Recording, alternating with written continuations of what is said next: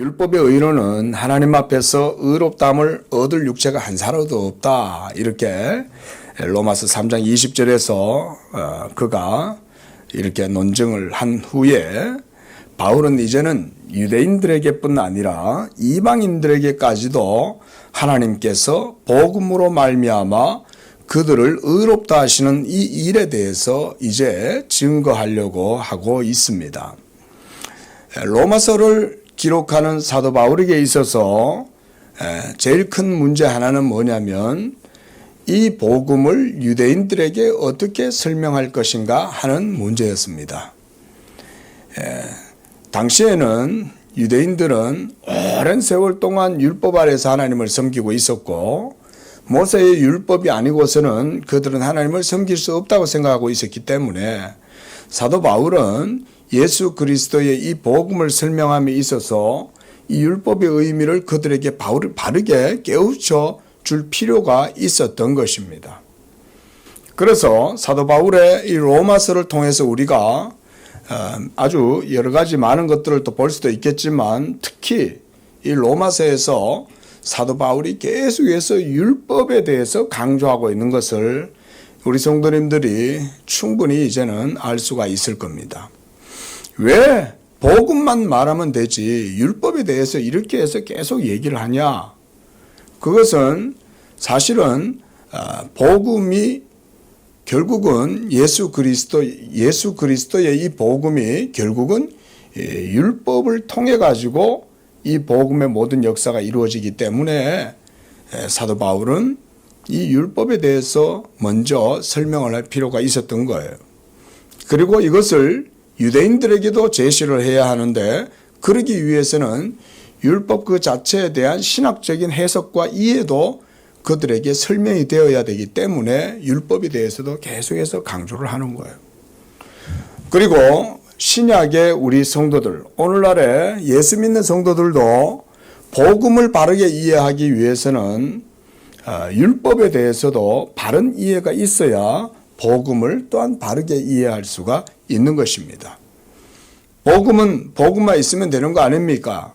복음만 있으면 그것으로 충분하지 뭐 또 다른 게 필요합니까? 그게 아닙니다. 율법은 복음 이전에 하나님께서 이스라엘 백성들을 자기의 언약 백성으로 삼으신 다음에 그들에게 이 율법을 통해서 장차 오실 자 예수 그리스도와 하나님의 영원한 말씀인 이 율법에 대해서 복음에 대해서 그들에게 증거하기 위해서 하나님이 이스라엘 백성들에게 율법 언약을 통해서 그들에게 훈련시키고 교육시켜 주었던 것이 바로 이 복음을 보여주기 위한 그런 목적이었던 것입니다. 그래서 29절에서는 바울은 하나님은 유대인의 하나님이시냐 이방인의 하나님은 아니시겠느냐 이렇게 말하고 있는 것입니다. 그리고 진실로 하나님은 이방인의 하나님도 되신다라고 말씀하고 있습니다. 그렇지 않습니까? 하나님이 어떻게 유대인들의 하나님만 되시겠어요? 천지 만물의 창조주이신 하나님이 온 세계 만물을 다 창조하셨다면 그 가운데 살아가고 있는 모든 하나님을 비록 믿지 않는 그런 인생들이라 할지라도 누구도 하나님에게서 떠나 있는 자는 사실상 없는 겁니다. 예수 그리스도의 복음은 온 세상 모든 사람에게 전해져야 할 하나님의 영원한 말씀입니다. 이 복음의 경륜을 위해서 하나님께서는 구약 이스라엘 백성들을 택하시고 그들을 하나님의 기업으로 삼으셨습니다. 그리고 그들 가운데에 이 복음을 간직해 두셨다가 이제 때가 참에 그랬습니다. 갈라디아서 4장 4절 말씀이죠. 때가 참에 이 구원의 복음이 온 천하에 전파되게 하신 것입니다. 여러분 이것이 바로 하나님의 구속 경륜입니다. 하나님께서는 여전히 지금도 이 일을 하고 계신다.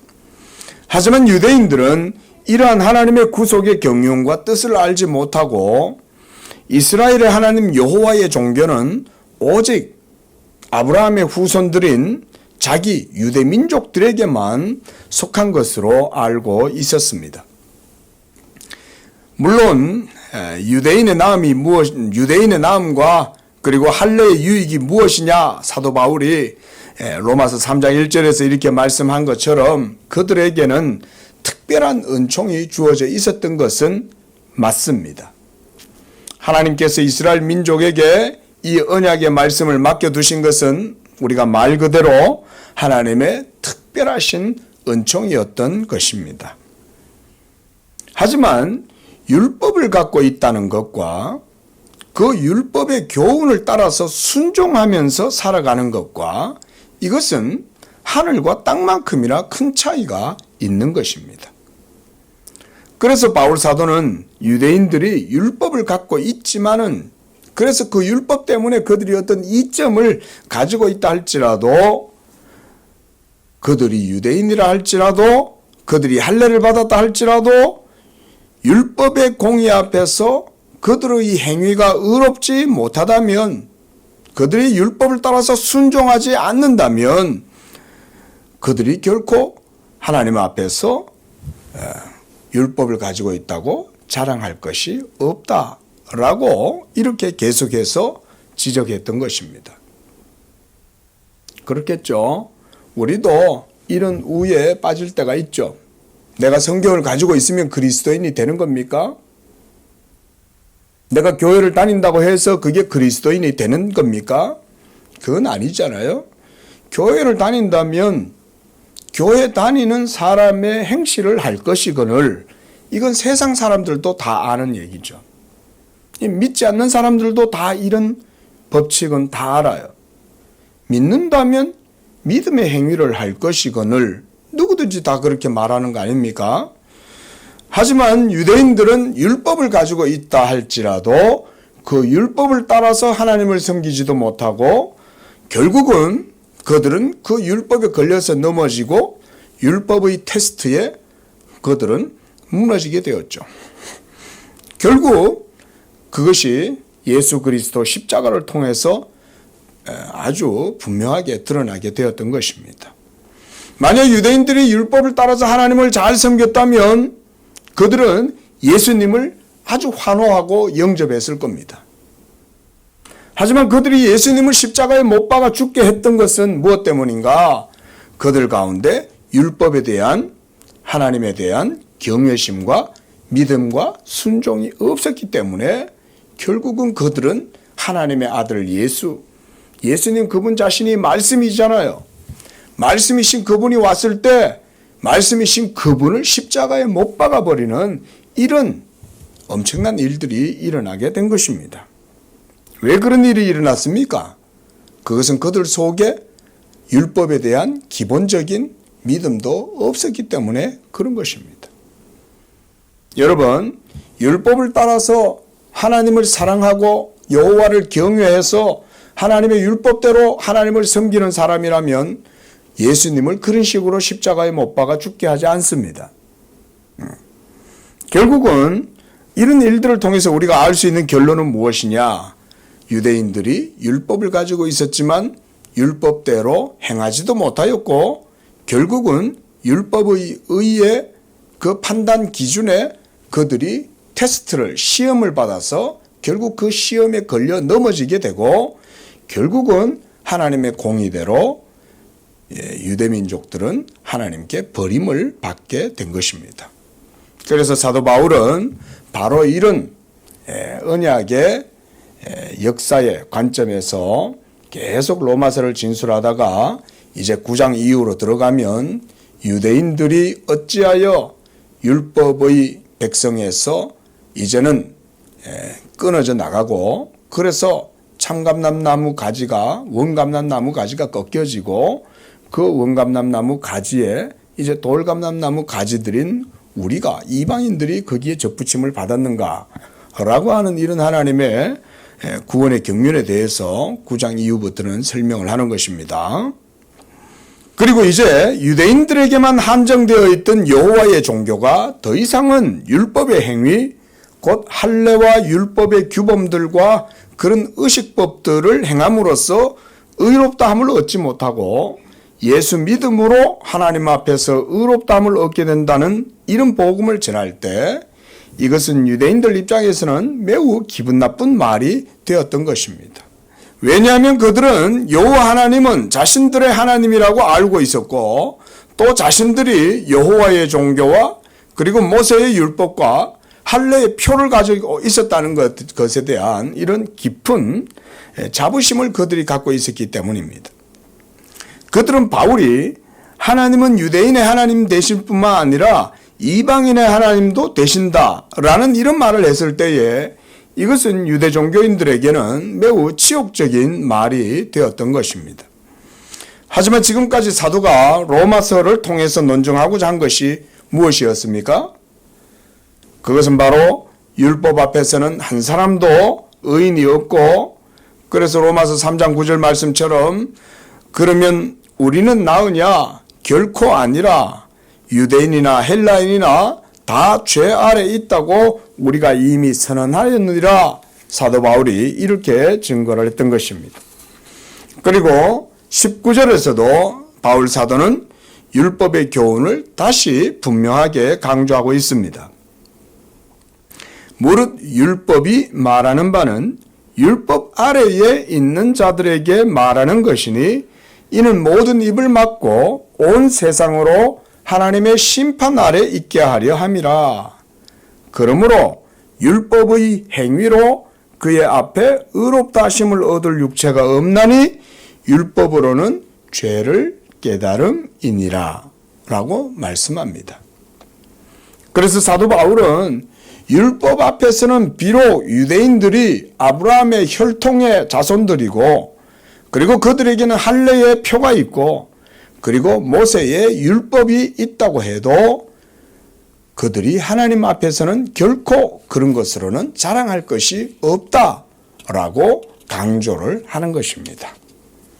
자, 여러분, 율법의 행위를 계속해서 자랑하는 사람의 치명적인 문제가 무엇인지 아세요? 예수를 믿지 않는다는 거예요. 그래서 사도 바울은 끝까지 율법의 의를 복음의 의 앞에다가 비교해 놓고 그래서 그것을 계속 율법의 의를 가지고 공격을 하는 거예요. 사람이 자기가 의롭다고 생각하는 사람은요, 하나님을 믿지 않습니다. 자기가 병든 사람이라고 생각하지 않으면 의사를 찾지 않는 것처럼 병든 사람에게라야 의사가 필요하다라고 하신 말씀대로 자기가 하나님 앞에서 죄인이라는 사실을 철저히 깨닫는 사람만이 십자가에 달리신 하나님의 아들 예수 그리스도에 대한 믿음을 갖게 되는 것이죠. 자기의 의를 주장하는 사람은 결코 예수를 믿을 수가 없어요. 그래서 사도 바울은 유대인들의 그 자랑을 분쇄시키는 거예요. 유대인들이 할례를 자랑하고 혈통을 자랑하고 그래서 나는 어느 집파다, 나는 가말리엘 학파다, 나는 무슨 사두개파다 이런 것들을 막 주장하고 우리는 모세는 우리의 선생이다. 우리에게는 율법이 있다, 토라가 있다 이러면서 그런 것들을 자랑할 때 그 모든 자랑은 다 예수 믿음에 그치는 거예요. 반대되는 거예요. 예? 오늘날도 유대인들이 그래서 예수님을 믿지 않지 않습니까? 예수님은 믿지 않는데 오늘날도 여전히 그들은 유대 종교에 집착하고 왜? 유대 종교의 의식들이라든가 규례들이라든가 이런 것들을 행하는 것에 의의를 두고 그러고 있단 말이죠. 이건 우리 예수 믿는 사람들도 마찬가지입니다. 예수 믿으면서도 복음의 본질을 따라서 하나님 섬김을 추구하지 않으면은 우리들도 어느 순간 위선과 외식과 가식에 빠질 수가 있습니다. 복음의 본질적인 신앙을 추구하지는 않고 외형적인 거, 가식적인 거, 눈에 드러나 보이는 거 이런 것들을 따라서 추구하면서 그런 것으로 뭔가 만족을 삼고 이러면 그때부터 그 믿음은 점점 변질이 되어져 가는 것입니다. 이제는 그래서 율법의 행위로 의롭다 하심을 얻지 못하고 오직 믿음의 법으로 하나님 앞에서 의롭다함을 얻게 된다는 이 복음을 전하면서 28절에서 사람이 의롭다 하심을 얻는 것은 율법의 행위에 있지 않고 믿음으로 되는 줄을 우리가 인정하노라 하면서 하나님은 유대인의 하나님이실 뿐만 아니라 이제는 이방인의 하나님도 되심으로 그래서 사도 바울이 30절에서는 할례 받은 유대인들도 믿음으로 말미암아 또한 할례 받지 않은 이방인들도 믿음으로 말미암아 의롭다 하실 하나님은 한 분이시다라는 결론을 내리는 거예요. 우리가 이런 로마서에 사도 바울의 설명하는 이런 논리적인 순서를 잘 따라갈 필요가 있습니다. 왜 사도 바울은 1장에서부터 지금까지 계속해서 율법의 공의에 대해서 그렇게 강조를 했느냐, 그리고 인간의 모든 의를 그렇게 신랄하게 공격을 했느냐, 바로 이 이유 때문에 그런 것입니다. 유대인들도 율법 앞에서 율법을 가졌다고 자랑할 것 없고, 무할례자들 이방인들도 이제는 율법의 행위로 의롭다함을 얻으려고 하는 게 아니라 믿음으로 하나님 앞에 의롭다함을 얻는다. 우리가 대표적으로 이방인들 중에서도 이런 실수를 했던 교회가 누굽니까? 바로 갈라디아 교회죠. 갈라디아 교회가 사도 바울이 복음을 전해서 그것에 교회를 세우고, 그래서 성령이 역사하셔서 믿는 무리가 생겨나고 그 가운데 교회가 이루어지고 예배가 이루어지고 신앙생활이 이루어지는데, 어느 날 사도 바울이 떠나고 난 이후에 들리는 소식을 들어보니까 갈라디아 교회 내에 잘못된 교리가 전해지기 시작했던 거예요. 믿음으로만 의롭다함을 얻지 않고 율법의 행위도 있어야 의롭다함을 얻게 된다, 이런 잘못된 가르침이 갈라디아 교회에도 스며들어왔던 거예요. 여러분, 이것은 오늘날도 마찬가지입니다. 목사가 계속 복음을 붙들고 여러분 끝까지 믿음입니다. 오직 믿음입니다. 오직 예수 믿음 이외에는 우리에게는 의가 없습니다. 믿음으로만 하나님 앞에 나아가야 합니다. 이렇게 강조하지 않으면 믿음이 연약한 성도들은요, 시간 지나다 보면 어느 순간 자기 행위에 걸리는 거예요. 내가 기도 생활도 제대로 잘 못하는 것 같은데, 내가 하나님 앞에 헌금 생활도 제대로 못하는 것 같은데, 내 믿음 생활이 신앙의 삶이 이래가지고 하나님이 기뻐하실까? 이런 생각이 들기 시작하면서 서서히 자기 행위를 돌아보기 시작하는 거예요. 그러니까 하나님 앞에 이제 잘 해보려고 뭔가 노력하기 시작하는 거예요. 예수를 믿으려고 하지 않고 하나님의 말씀을 들으려고 하지 않고 내가 뭔가 많이 행하고 뭔가 열심히 해서 내 구원을 확증하고 내 구원에 대한 확신을 내 행위를 통해서 이루어 보려고 노력하기 시작하면 그때부터 복음의 자유를 잃어버리기 시작하는 거예요.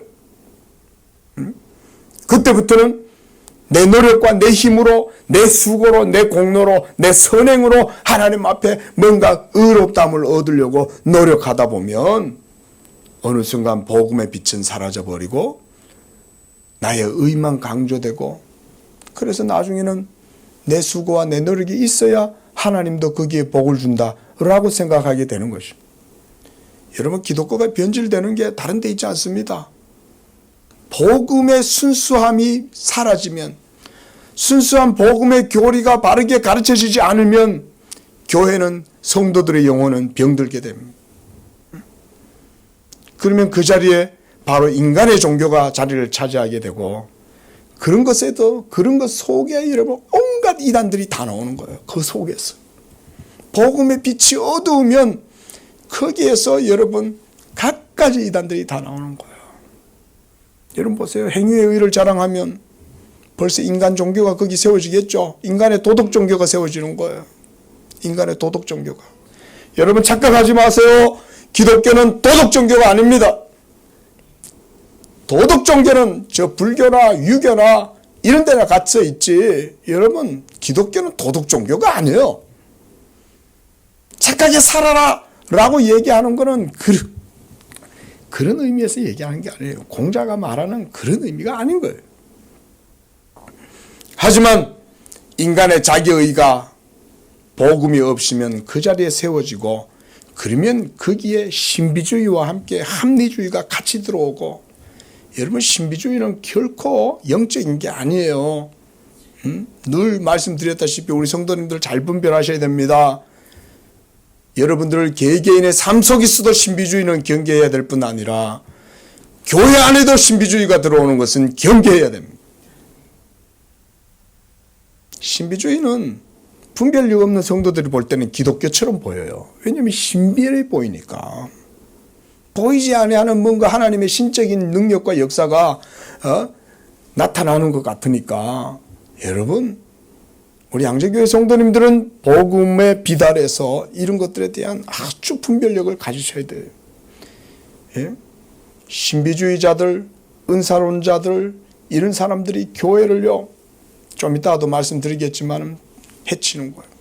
응? 무엇보다 기복 종교가 그 자리를 차지하게 돼요. 기복 종교가 뭡니까? 내가 열심히 잘하면 하나님 복 준다는 거잖아요. 예? 여러분, 그건 기독교가 아니에요. 이와 같이 여러분, 순수한 복음의 신앙을 우리가 추구할 때 여러분, 기독교하고 무늬가 비슷한 것들인데 사실은 기독교가 아닌 것들이 이 한국교회에 대해 많이 잔존물들이 많습니다. 예. 우리가 이런 것들에 대해서 우리 성도님들도 항상 경계를 해야 될 줄로 믿습니다. 자, 여러분, 천지 만물을 창조하신 하나님이 아브라함과 이삭과 야곱의 하나님이시라면 그분이 어찌 유대인들의 하나님만 되시겠냐 이거죠. 그분은 당연히 모든 사람의 하나님도 되시는 것이죠. 그런데도 왜 하나님은 자신을 아브라함과 이삭과 야곱의 하나님으로 나타내셨고 자신을 그렇게 증거하셨을까요? 그것은 하나님의 언약의 경륜과 섭리로 말미암아 그렇게 하셨다고 말씀드릴 수가 있습니다. 본시 세계와 그 가운데 모든 충만한 것이 다 여호와의 것입니다. 시편 24장 1절에 보면 땅과 거기에 충만한 것과 세계와 그 가운데 사는 자들은 다 여호와의 것이다 그랬어요. 하나님의 게 아닌 것이 어디 있어요?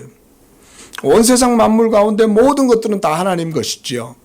그러한데도 하나님은 왜 자신을 저 팔레스타인, 지금의 저 지중해 동쪽 연안에 있는 한 작은 그런 히브리 민족을 택하셔서 자신을 그들의 하나님으로 나타내시고 그래서 역사 가운데 자기의 이름을 이스라엘의 하나님으로 나타내셨을까? 말씀드렸듯이 바로 언약의 경륜과 방식을 따라서 자신을 계시하시는 것이 하나님께 가장 합당한 방식이었기 때문에 그렇다라고 말씀을 드립니다. 이 주제에 대해서는 제가 이런 시간에 제가 여기서는 더 깊이 있게 증거하지는 않겠습니다. 이것은 우리 교회에서는 아마 자주 들으시게 되니까요. 다만 우리가 앞으로 계속 이 로마서 강의를 진행하면서 제가 율법에 대해서 계속해서 말씀을 드릴 텐데 여러분 율법에 대해서 바르게 이해하려면 결국은 하나님과 이스라엘 사이의 이 언약을 이해할 수밖에 없어요. 그렇죠? 그리고 그 언약 가운데에서 우리가 복음을 이해할 때에 우리가 이 율법과 복음을 성경적으로 바르게 이해할 수가 있습니다. 이런 정도의 말씀만 제가 드리고요. 이제 31절에서 사도는 이렇게 결론을 짓습니다. 그런즉 우리가 믿음으로 말미암아 율법을 파기하느냐? 그럴 수 없느니라. 도리어 율법을 굳게 세운다 라고 말씀을 해요. 이것은 사도 바울이 새로운 논지를 제시하고 진술하기 위해서 이렇게 저는 이 3장 마지막에 가서 일단락을 맺는 것이라고 저는 그렇게 봐요. 왜냐하면 바로 다음부터 4장부터는 이제 새로운 사도 바울의 논증이 제시가 되기 때문에 그래요. 자, 믿음으로 율법을 파기하느냐? 그렇지 않다는 거죠. 이게 유대인들의 귀에는 잘 들렸겠죠. 예수 믿으면 율법을 다 폐할 줄 알았는데, 그게 아니라니? 그런 거야? 예수 믿음이라는 게 율법을 폐하는 게 아니라 파기하는 게 아니고 도리어 굳게 세운다고? 그러면 유대인들이 거기에 관심을 갖겠죠. 예? 그뿐 아니라 이것은 또한 복음과의 관계에 있어서도 우리가 이런 맥락 속에서 이해를 해야 되는 거죠. 자, 그래서 우리는 이 말씀에서 매우 중요한 교훈을 주목을 해야 됩니다. 여러분 생각하는 믿음은 어떤 것입니까? 제가 한번 이런 질문을 드려보겠습니다. 여러분의 믿음은 율법을 굳게 세우는 믿음입니까? 아니면 율법을 파기하는, 율법을 무시하는 그런 믿음입니까? 여러분들이 한번 여러분 자신들의 믿음을 이 질문들을 통해서 한번 생각해 보시기를 바라요. 만약 믿음으로 율법을 파기한다고 생각하는 것은 이건 뭐냐면 우리가 율법 폐기론주의라고 말해요. 이 율법 폐기론주의가 오늘날 기독교의 해악을 많이 끼치는 것입니다.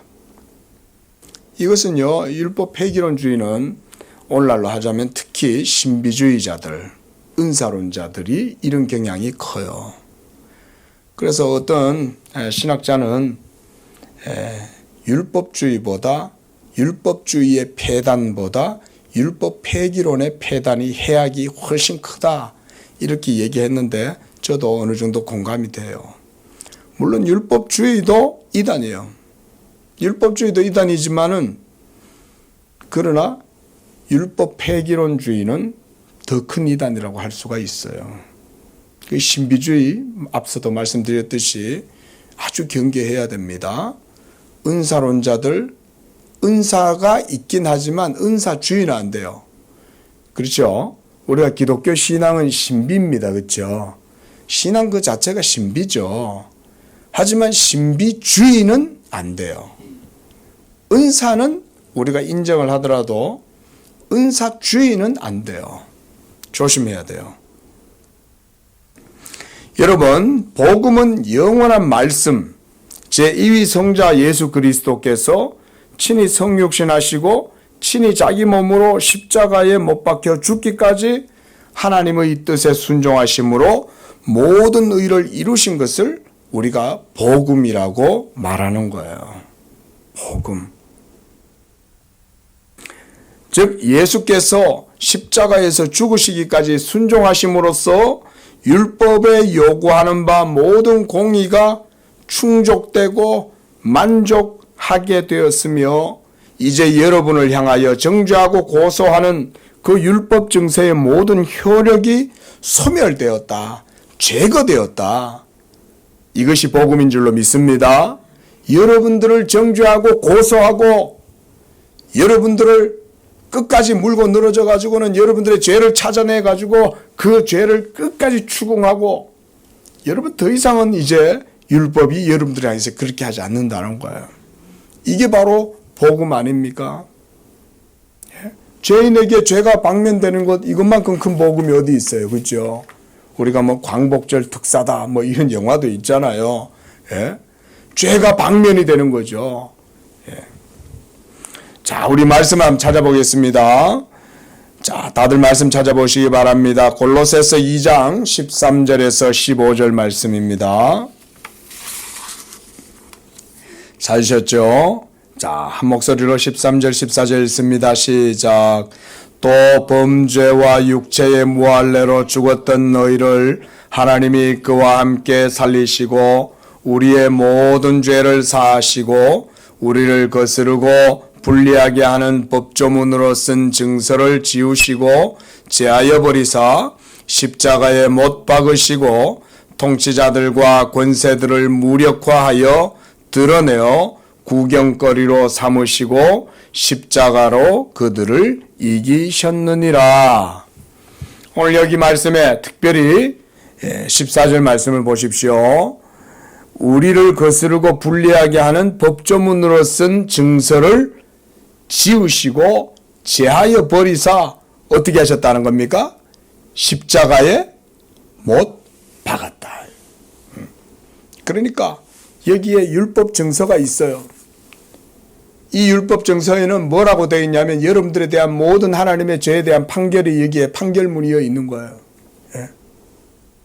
그래서 검사가 와가지고 여 앞에 죄를 앉혀놓고는 막 이제 이거 죄를 낭독하고 난 다음에 판사 앞에서 죄를 구형을 하는 거죠.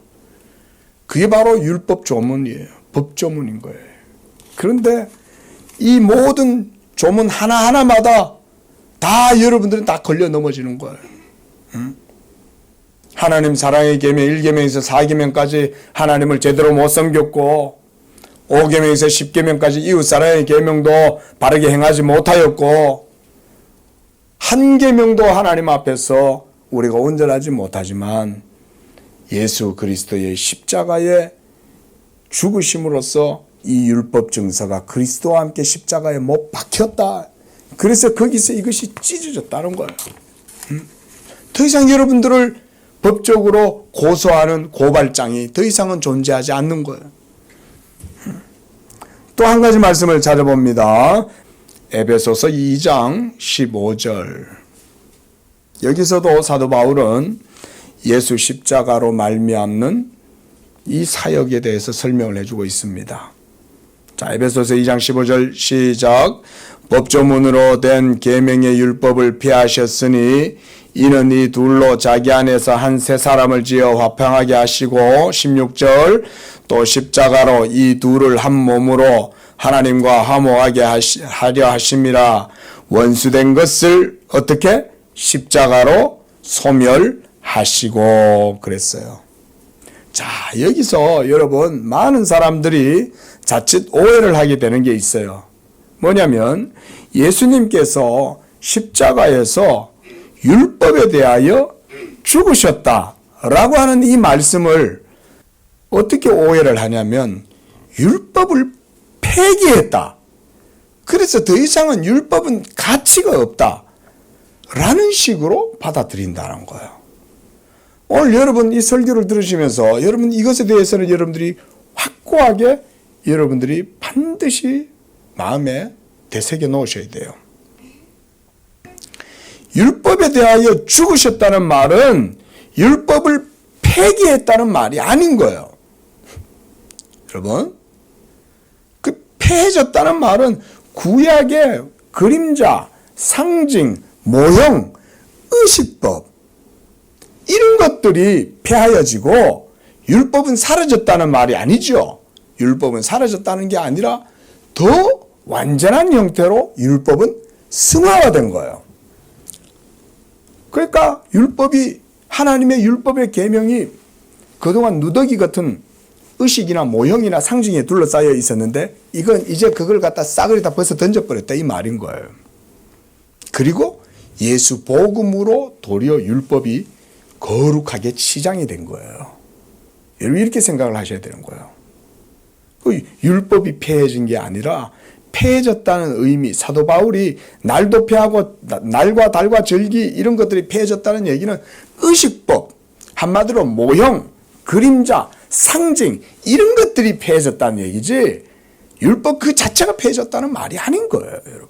근데 많은 사람들이 이 말씀들을 읽으면서 예수가 십자가에서 죽으심으로 거기에서 우리를 향하여 써놓은 모든 율법에 대하여 죽으셨다. 그러면 여러분 율법이 죽는 거예요? 아니죠. 율법이 죽는 게 아니죠. 예? 근데 그걸 율법을 폐기했다는 식으로 받아들여서 율법 폐기론주의자들이 자주 그런 식으로 이단들이 그걸 이용을 하는 거예요. 하지만 방금 읽었던 골로새서 2장 14절이나 또 에베소서 2장 15절과 16절 말씀에서 법조문으로 쓴 증서와 계명의 율법을 피하셨다라는 이 말은 어떤 말이냐? 예수 믿는 여러분들에 대해서는 이제는 율법의 계명이 더 이상 정죄할 수 없다는 의미이지 하나님의 계명의 율법 자체가 폐해졌다. 더 이상 무용지물이다. 그런 의미가 아니라는 것. 자, 이제 여러분 오늘 이 말씀 들었으니까 이제는 확실하게 이제 기억하시면 돼요. 예? 이런 게 여러분들의 삶을 복되게 해줍니다. 제가 신앙생활 해보니까 저도 어려서 모태신앙이라도요, 이 복음에 대해서 잘 모르고 자랐잖아요. 그러면서 목사가 되고 말씀 배우고 이러는 가운데에서 그렇구나. 근데 보니까 얼마나 많은 사람들이 이런 생각에 사로잡혀가지고 신앙생활하고 있는지 몰라요. 그러면 여러분 그렇게 신앙생활하면 그들이 복된 줄 아십니까? 아닙니다. 신비주의자들, 은사론자들, 율법 폐기론에 사로잡히면 자유로울 것 같습니까? 아닙니다. 예? 다시 말씀드리지만 하나님의 율법 자체는 그 가치는 절대로 사라질 수가 없죠. 로마서를 강의하면서 우리가 지금까지 율법에 대해서 계속 강조한 바가 무엇입니까? 하나님의 율법의 공의는 절대적이고 객관적이고 보편적인 의미와 가치를 갖고 있기 때문에 누구도 그것을 거스를 수 없는 것이다 라고 제가 누누이 강조를 드리는 거예요. 그래서 율법의 공의의 가치를 여러분들이 혹여나 추상적인 것으로 오해하지 않도록 하기 위해서 제가 이 율법을 그래서 물리적인 법칙에다가 계속 비유를 들어서 설명을 드리는 거예요. 예. 물리적인 법칙이 여러분 우리가 거스를 수가 없잖아요. 그렇죠? 예? 물리적 법칙이 어디에서 어떻게 세워진 겁니까? 여러분 물리적 법칙이. 하나님께서 말씀으로 세계를 창조하셨잖아요. 그렇죠? 말씀으로 창조하셨으니까 모든 물리적 법칙은 사실은 하나님의 법칙에 속하는 거예요. 예? 그만큼이나 우리가 이 물리적인 질서와 법칙을 거스를 수 없을 만큼 율법은 정확하고 객관적인 거다 그 말인 거예요. 율법은 여러분들의 손에 들려있는 양날의 검보다 더 날카로운 검인 줄로 믿으시기 바랍니다. 하나님의 말씀은 살아있고 운동력이 있어 좌우의 날선 어떤 것보다도 예리하여 혼과 영과 관절과 골수를 찔러 쪼개기까지 할 뿐만 아니라 사람의 생각과 뜻을 나타내는 게 하나님의 율법인 거예요. 하나님의 율법의 가치는 절대로 쇠하여지거나 폐하여지지 않습니다. 지금도 서슬퍼렇게 하나님의 율법의 검은 정확하게 역사 위에 서 있어요. 이거는 예수 믿는 사람들도 주의해야 되지만 이 세상의 정부와 권세자들도 주의해야 돼요. 여러분 하나님의 엄미하신 율법의 계명이 명백하게 서 있는데 그걸 거스리고 그걸 손바닥으로 하늘을 가릴 수가 있어요? 세상의 권세자들이 지가 엄청난 권력을 가졌다고 해서 함부로 막 까불면 되겠어요? 예? 하나님의 율법의 법칙이 명확하게 서 있는데 하나님의 통치하심이 있는데 예? 그래서 제가 이런 것들을 강조드리는 거예요. 예수 믿는 성도뿐만 아니라 안 믿는 이 세상의 권세자들 특히 권세자들 조심해야 돼요.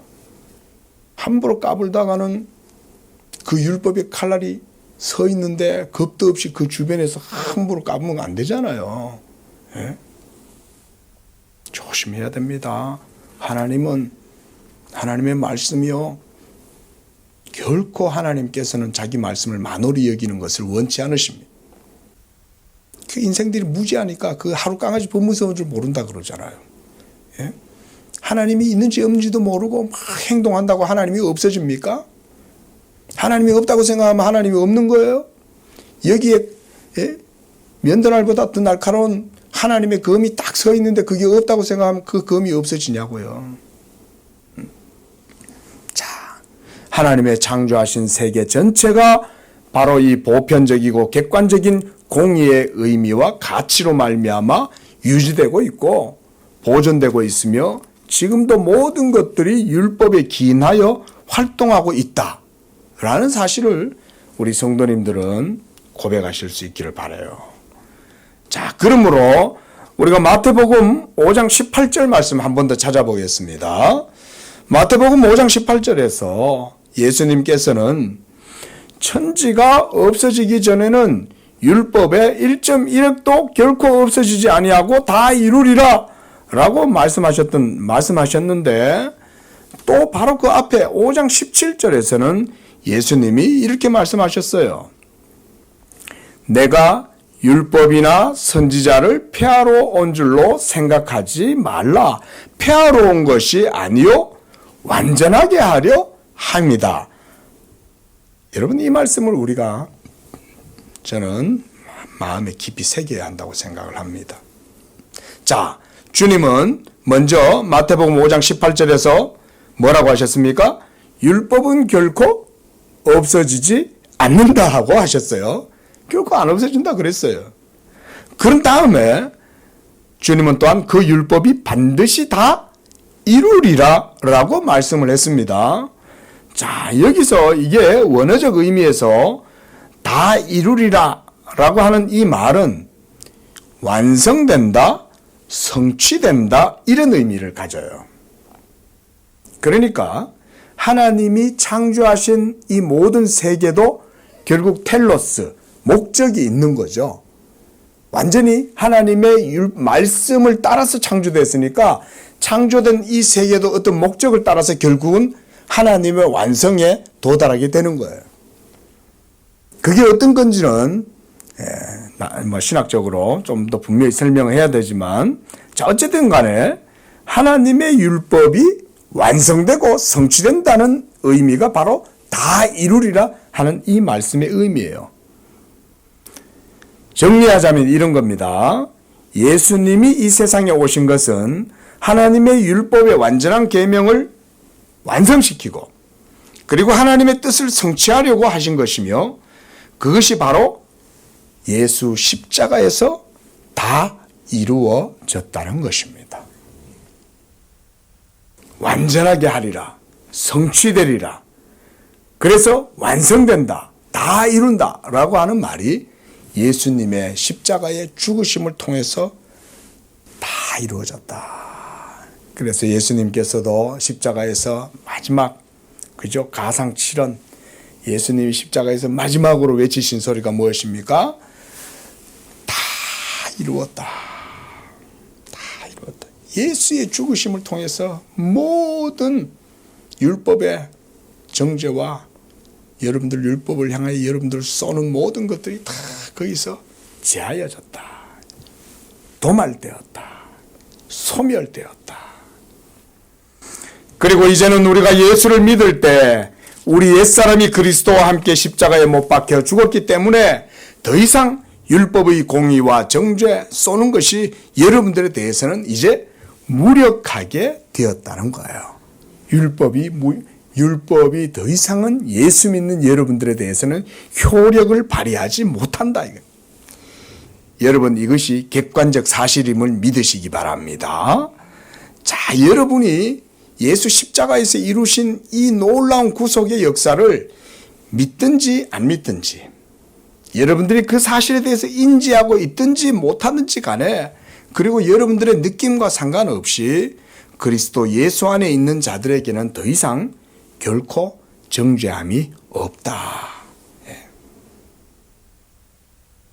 여러분, 이걸 믿으십시오. 여러분들이 그걸 깊이 인식하든 못하든 느끼든 안 느끼든 간에 이건 객관적 사실이에요. 응? 객관적 사실. 하나님께서 2000년 전에 자기의 아들을 십자가에 못 박아 죽게 하심으로써 이 영원한 하나님의 객관적 의, 복음의 의가 거기에서 완성되고, 이제는 누구든지 예수를 믿는 자들은 이 객관적 의의 보증을 얻어요. 그래서 마지막 날 누구든지 예수의 이름을 부르는 자들에게는 구원을 얻게 하시는 줄로 믿습니다. 객관적 의 때문에 그런 거예요. 자, 그러므로 율법은 없어지거나 폐하여진 것이 아니라 완성되었다는 의미이고, 그래서 율법의 가치는 사라진 것이 아니라 더욱 승화가 되어 예수 믿는 자의 삶 속에서 율법이 요구하는 바가 이루어지도록 지금도 그렇게 역사하고 있다. 작동하고 있다. 이 복음의 효력이 여러분 삶 속에서 역사하고 있는 줄로 믿으시기를 바랍니다. 우리가 이런 것들을 믿어야 되는 것입니다. 하나님이 무엇을 하고 계시냐? 믿는 자 속에서 일하고 계신다. 무슨 일을 하고 계시냐? 우리로 하여금 죄에서 해방되어 하나님께로 돌아오게 하고 하나님의 거룩한 계명을 따라서 살아가는 그런 복되고 그런 언약적 삶을 살아가도록 하나님께서 역사하신다. 그렇다면 어떤 방식으로 율법이 요구하는 바가 예수 믿는 여러분 삶 속에서 이루어지도록 작동하고 역사하고 있을까요? 그것은 바로 믿는 자에게 주시는 약속의 성령으로 말미암아 율법의 요구가 이루어지도록 하시는 것입니다.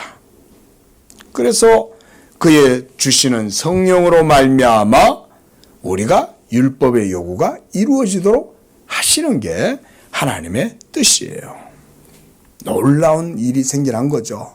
전에는 율법에 대하여 행할 수도 없고 그래서 도리어 율법을 따라서 의를 행하려고 노력하면 노력할수록 실패와 좌절만 경험하게 되고 그랬는데 이제는 더 이상 율법이 우리에게 있어서는 그런 말씀이 아니라는 거예요. 도리어 우리가 예수 믿음으로 하나님의 율법에 요구하는 바를 이루어 드릴 수 있는 그런 것이 바로 신약 성도들의 삶이다. 여러분, 율법의 계명을 따라서 삶을 살면 거기에 뭐가 있어요? 율법에 복이 약속되어 있잖아요. 그렇죠? 너희가 그렇게 행하면 그로 말미암아 복을 준다 그랬잖아요. 근데 이제 그걸 행할 수 있는 가능성이 예수 믿는 성도에게 이제 주어지게 된 거죠. 얼마나 놀라운 거예요. 하나님이 더 이상 여러분들의 삶을 싫어하시지 않는 거예요. 여러분들이 믿음으로 성령을 쫓아서 행할 때에 하나님이 그걸 받으시고 성령을 쫓아서 율법의 요구가 이루어짐으로써 율법이 약속하는 바 모든 행함에 대한 복도 하나님이 주시는 거죠. 놀라운 일 아닙니까? 로마서 6장 6절. 그래서 이렇게 말씀했습니다. 우리가 알거니와 우리 옛사람이 예수와 함께 십자가에 못 박힌 것은 죄의 몸이 죽어 다시는 우리가 죄에게 종노도 하지 아니하려 함이니. 또 로마서 7장 4절에서는 그러므로 내 형제들아 너희도 그리스도의 몸으로 말미암아 율법에 대하여 죽임을 당하였으니 그랬어요. 우리는 예수 믿는 우리 모두는 다 이제는 율법에 대하여는 죽임을 당한 거예요. 누구와 함께? 예수 그리스도와 함께 십자가에서 우리는 다 죽은 거예요. 그리고 이제는 다시 죽은 자 가운데서 살아나신 이에게로 가서 우리가 하나님을 위하여 열매를 맺게 하려 함이다 그랬어요. 이 열매가 무슨 열매일까요? 율법에 요구하는 바 성령의 열매인 거예요. 성령의 열매는 율법을 거스르는 게 아니라 도리어 율법을 온전하게 이루는 게 성령의 열매입니다. 그렇죠? 예. 갈라디아서 2장 19절에서도 말씀합니다. 내가 율법으로 말미암아 율법에 대하여 죽었나니 그랬어요. 여러분들이 로마서를 통해서 이 복음의 교훈만 굳게 붙들어도 저는 성공했다고 생각해요.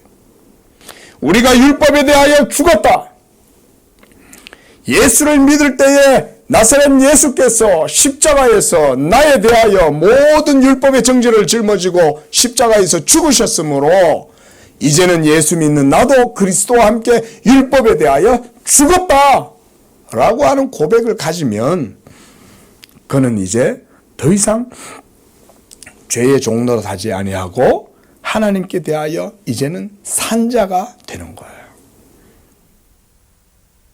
하나님의 뜻은 여러분이 계명에 상관없이 여러분 도덕률 폐기론자들, 율법 폐기론자들처럼 그렇게 살아가는 그런 자유로운 삶을 말하지 않습니다.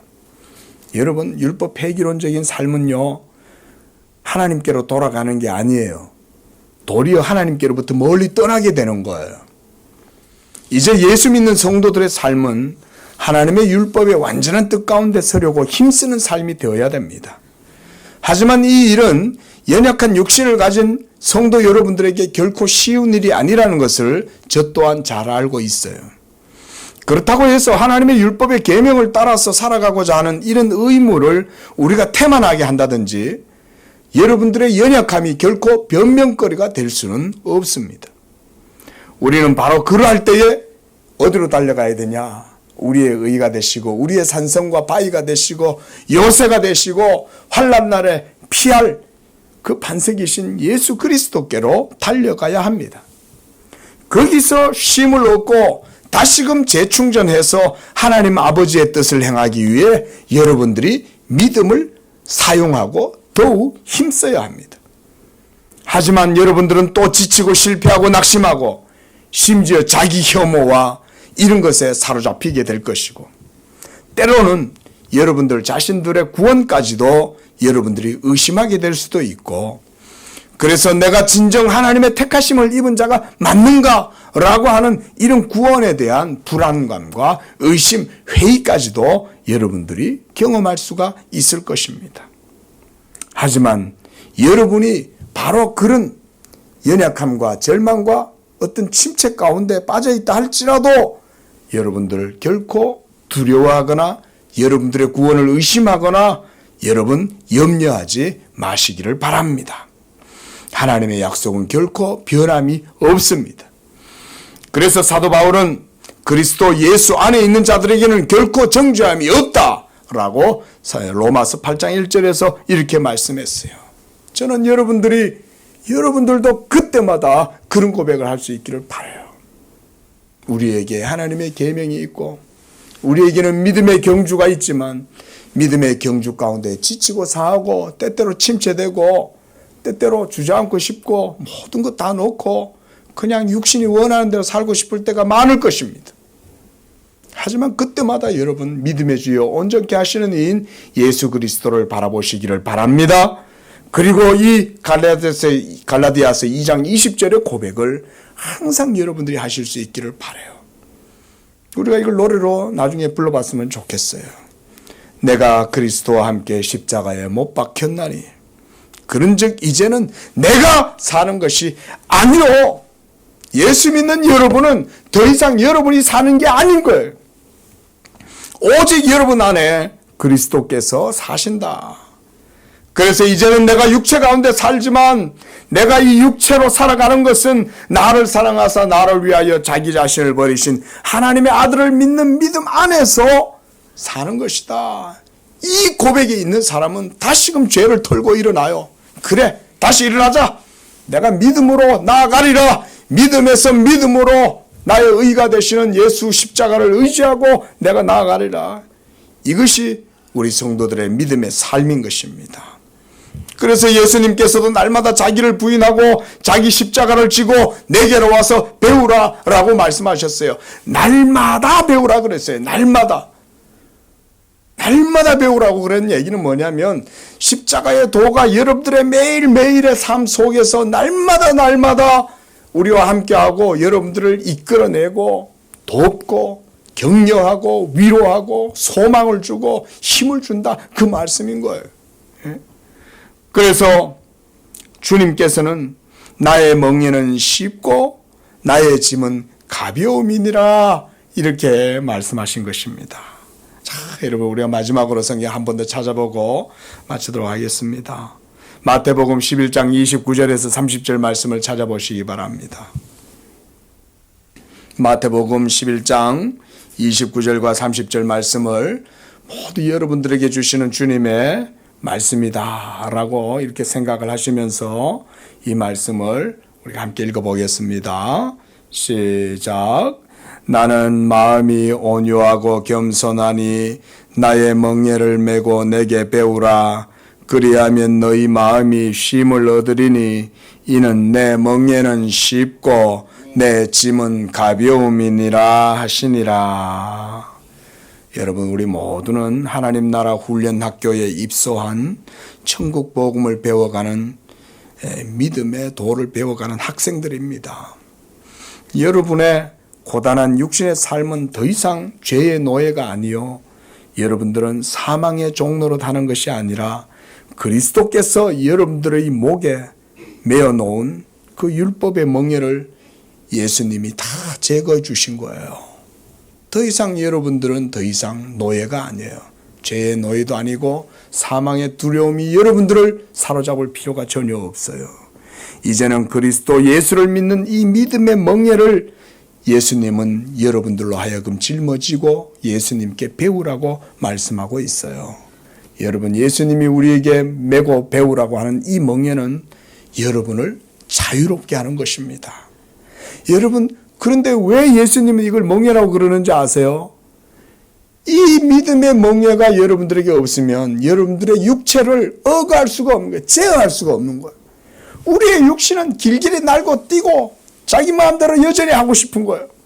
예수 믿는 지금도 우리는 하나님의 법을 벗어나서 육신의 법을 쫓아서 막 살아가고 싶잖아요. 그런데 예수님이 너희가 내 멍에를 메고 배우라는 거예요. 예수님의 멍에를 메면 육신을 억어하는 거예요. 그러고 난 다음에 주님의 십자가의 도를 거기에서 겸손하게 배우고 따라가라는 것입니다. 그러할 때에 그것이 여러분들을 자유롭게 하고 참된 평안과 안식과 위로를 주는 멍에인 것입니다. 율법 폐기로는 결코 기독교가 아니고 도리어 그것은 기독교를 무너뜨리고 성도의 영혼과 삶을 병들게 하고 무너뜨리는 해악입니다. 우리는 예수님께서 십자가에서 왜 죽으셔야 했는지를 늘 깊이 묵상해야 되겠습니다. 거기서 죽으신 것은 바로 여러분들에게 주어져 있는 그 모든 율법의 정죄를 십자가로 죄를 제거하기 위함이었습니다. 또한 거기서 그리스도께서 죽으신 것은 죄로 말미암아 죽었던 여러분들을 그리스도와 함께 다시 살리심으로 하나님께로 가서 여러분들이 다시금 죄에는 종노릇하지 않고 하나님을 위하여 열매를 맺게 하려 함인 것이 바로 십자가에서 우리를 향하신 하나님의 뜻인 것입니다.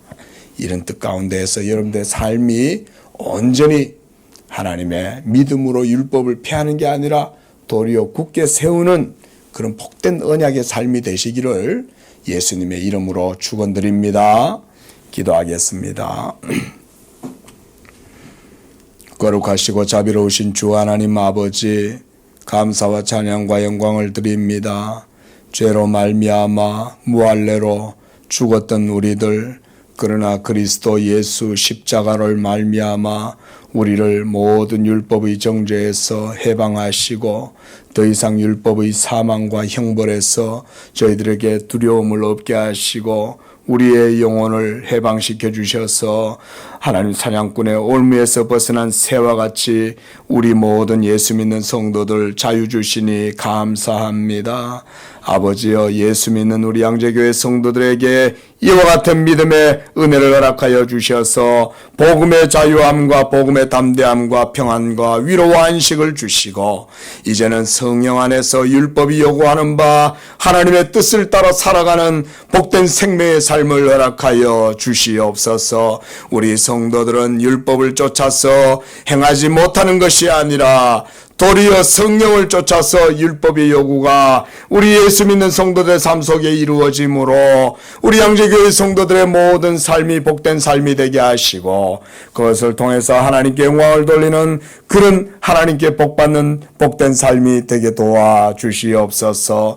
무엇보다도 믿음으로 말미암아 율법을 폐하느뇨 그럴 수 없느니라 도리어 굳게 세운다고 하신 말씀대로 우리 성도들의 예수 믿는 삶이 이와 같은 하나님의 계명의 율법이 승화되어 온전히 성령으로 말미암아 하나님께 영광을 돌리는 복된 삶이 되도록 하나님 능력 주시고 은혜 베풀어 주시옵소서.